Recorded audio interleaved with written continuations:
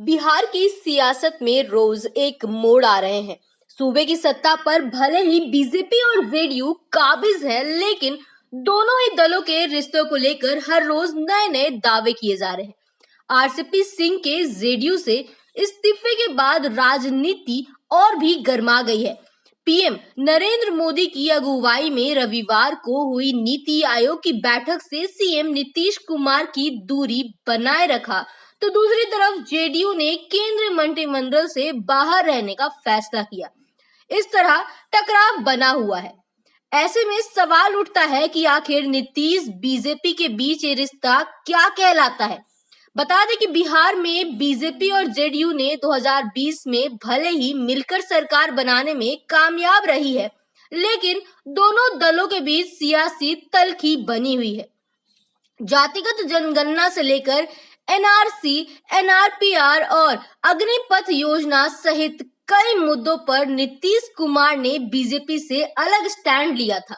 वहीं नीतीश ने अपने ओएसडी को जेडीयू से बाहर निकाला, तो बीजेपी के साथ नजदीकियां आरसीपी सिंह की तरह बढ़ गई। जेडीयू बनाम बीजेपी का मामला आरसीपी सिंह के बहाने फिर सत्ता पर आ गई है। वहीं पिछले दिनों पटना में बीजेपी अपने विभिन्न मोर्चों की संयुक्त राष्ट्रीय कार्यकारिणी की बैठक कर 200 विधानसभा सीटों के लिए रुख रेखा तैयार की, तो इसके जवाब में जेडीयू ने कहा कि उसकी तैयारी सभी 243 सीटों के लिए है।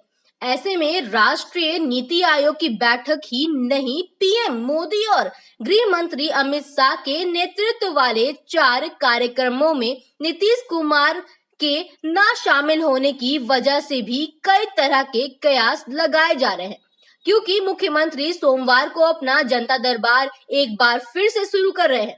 बीजेपी और जेडीयू के बीच दोस्ती की डोर से एक एक धागा उझड़ता जा रहा है। फिलहाल दोस्ती की ये डोर टूटने के कगार पर है, या नीतीश कुमार इसे खींचकर बीजेपी को काबू में रखने के प्रेशर पॉलिटिक्स कर रहे हैं। यह सवाल इसलिए भी उठता रहा है क्योंकि सूबे के 3 महत्वपूर्ण दलों के विधायक दल की बैठकें बुलाई हैं। तीनों ही दलों की बैठकें अगले दोनों दिनों में हो रही हैं।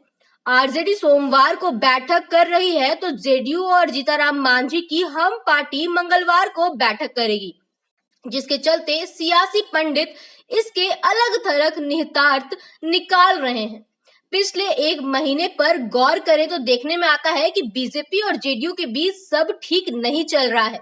कई बार ऐसा हुआ है कि जबकि केंद्र सरकार के कार्यक्रमों में नीतीश कुमार ने दूरी बनाए रखा है। 17 जुलाई को केंद्रीय गृह मंत्री अमित शाह की अध्यक्षता में हर घर तिरंगा अभियान को लेकर मुख्यमंत्रियों की बैठक बुलाई गई थी। इसमें नीतीश कुमार नहीं शामिल हुए थे। इसके बाद पूर्व राष्ट्रपति रामनाथ कोविंद के विदाई भोज में भी आमंत्रित के बावजूद नीतीश कुमार नहीं पहुंचे। वहीं 25 जुलाई को नवनिर्वाचित राष्ट्रपति द्रौपदी मुर्मू के शपथ ग्रहण समारोह में नीतीश कुमार नहीं पहुंचे। पीएम मोदी की अध्यक्षता में रविवार को नीति आयोग की बैठक हुई, जिसमें नीतीश कुमार शामिल नहीं रहे। नीति आयोग सरकार की थिंक टैंक है, यानी यह सरकार की नीतियों का निर्धारण करने में अहम भूमिका निभाता है। ऐसे में नीति आयोग की बैठक में शामिल नहीं हुई, जिसे सोमवार को मुख्यमंत्री अपना जनता दरबार आयोजित कर रहे हैं और उस कार्यक्रम में खुद शामिल होंगे। पिछले कुछ हफ्तों से उनके स्वास्थ्य और अन्य व्यवस्थाओं के कारण रद्द कर दिया गया था, लेकिन फिर से शुरू हो रहा है। ऐसे में मोदी की बैठक से दूरी बनाए रखा, तो दूसरी तरफ जनता कार्यक्रम में शिरकत कर रहे हैं। जेडीयू ने ऐलान किया है कि केंद्रीय मंत्रिमंडल में शामिल नहीं होगी। आरसीपी सिंह जेडीयू से एकमात्र नेता केंद्र सरकार में मंत्री थे, लेकिन उनकी कुर्सी चली गई और अब वो भी पार्टी छोड़कर चले गए हैं। जेडीयू राष्ट्रीय अध्यक्ष राजीव रंजन उर्फ ललन सिंह ने कहा है कि केंद्र कैबिनेट का जेडीयू हिस्सा नहीं होगा। 2019 में ही आम सहमति के बाद सीएम नीतीश कुमार ने स्पष्ट कर दिया कि हम केंद्र सरकार में शामिल नहीं होंगे और हम इसके साथ काफी मजबूती से खड़े हैं। दरअसल जेडीयू ने एनडीए गठबंधन के तहत केंद्र में 2 मंत्री पद मांगे थे, लेकिन बीजेपी शीर्ष नेतृत्व इस पर राजी नहीं हुआ था। इस वजह से नीतीश कुमार ने मंत्रिमंडल से बाहर रहने का फैसला किया।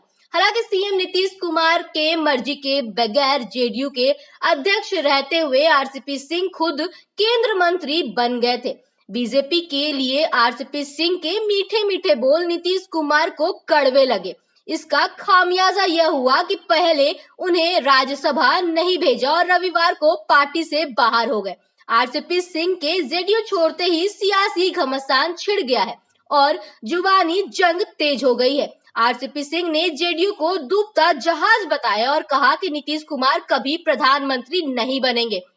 इसके उस जवाब में ललन सिंह ने कहा कि जेडीयू डूबता नहीं तैरता हुआ जहाज है। कुछ लोग इसे नुकसान पहुंचाने की कोशिश कर रहे हैं तो कुछ लोग उस जहाज में छेद करना चाहते हैं। नीतीश कुमार ने उन लोगों की पहचान कर ली है जो नुकसान पहुंचाने की कोशिश कर रहे हैं।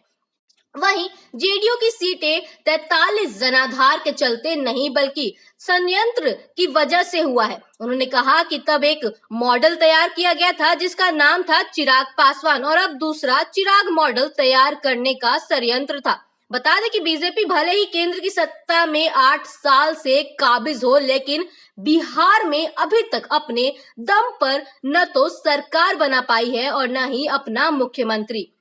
नीतीश कुमार के सहारे ही बीजेपी बिहार की सत्ता में बनी हुई है। 2020 के चुनाव में बीजेपी जरूर 73 सीटें जीतकर जेडीयू से बड़ी पार्टी बनने में कामयाब रही है, लेकिन मुख्यमंत्री की कुर्सी पर नीतीश ही बैठने में कामयाब रहे हैं। ऐसे में बीजेपी अपना मुख्यमंत्री बनाने की दिशा में भी कदम बढ़ा रहा है, लेकिन अभी तक स्थिति नहीं बन पाई है। बीजेपी हिंदुत्व के एजेंडा पर बिहार में अपने सियासी कदम बढ़ा रहा है और साथ ही सामाजिक समीकरण को भी साधा जा रहा है। इसी को मद्देनजर बीजेपी के सभी मोर्चों का राष्ट्रीय कार्यकारिणी की बैठक पटना में की गई।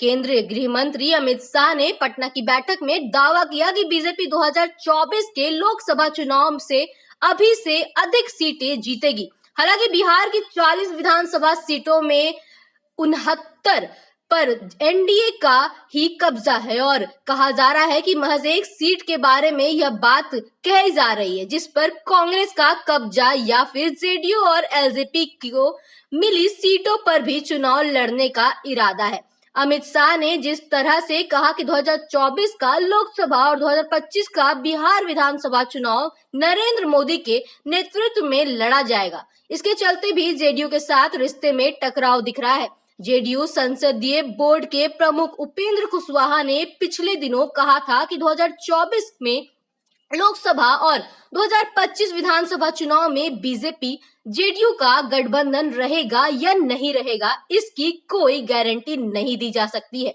भविष्य की बात अभी नहीं कह सकता हूं।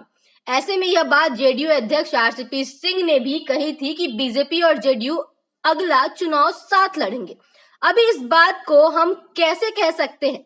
इससे साफ जाहिर है कि जेडीयू और बीजेपी के बीच जितने दिन रिश्ते चलने थे वे चल चुके हैं, लेकिन अब यह दोस्ती टूटने की कगार पर खड़ी हो गई है। Bureau report, news Bharatvarsh.